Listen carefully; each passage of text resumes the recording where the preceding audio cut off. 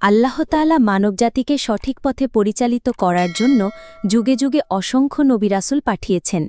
তারা ছিলেন আল্লাহর নির্বাচিত বান্দা, যারা মানুষকে অন্ধকার থেকে আলোতে, মিথ্যা থেকে সত্যে, জাহিলিয়াত থেকে ঈমান ও তাকওয়ার দিকে আহ্বান করেছেন।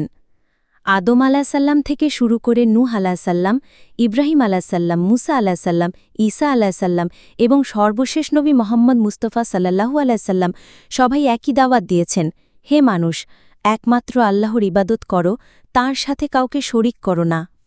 নবীদের জীবন হল ধৈর্য ত্যাগের দৃষ্টান্ত। নূহ আলাহিসাল্লাম ৯ শতাধিক বছর ধরে তার কওমকে ডাকলেন, অথচ তারা অল্প সংখ্যকই সাড়া দিল।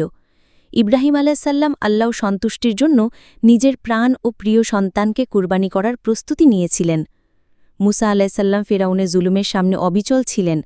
আর আমাদের প্রিয় নবী হজরত মুহাম্মদ সাল্লাল্লাহু আলাইসাল্লাম, যিনি সর্বশেষ ও সর্বশ্রেষ্ঠ নবী, তিনি মক্কার কষ্ট, তায়েফের অপমান, বদর ও উহুদের ময়দানের পরীক্ষা সবকিছু ধৈর্য ও সাহসের সাথে অতিক্রম করেছেন।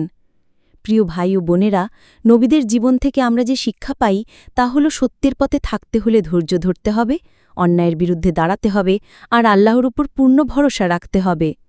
নবীরা আমাদের শিখিয়েছেন বিনয়, দয়া, ক্ষমাশীলতা আর পরোপকারের শিক্ষা। সুতরাং যে ব্যক্তি নবীদের অনুসরণ করবে তার জীবন হবে শান্তিতে ভরা, অন্তর হবে ঈমানের নূরে আলোকিত আর আখিরাতে সে আল্লাহর রহমত লাভ করবে। আল্লাহ তাআলা আমাদের সবাইকে নবীদের পদাঙ্ক অনুসরণ করার তৌফিক দান করুন। আমিন।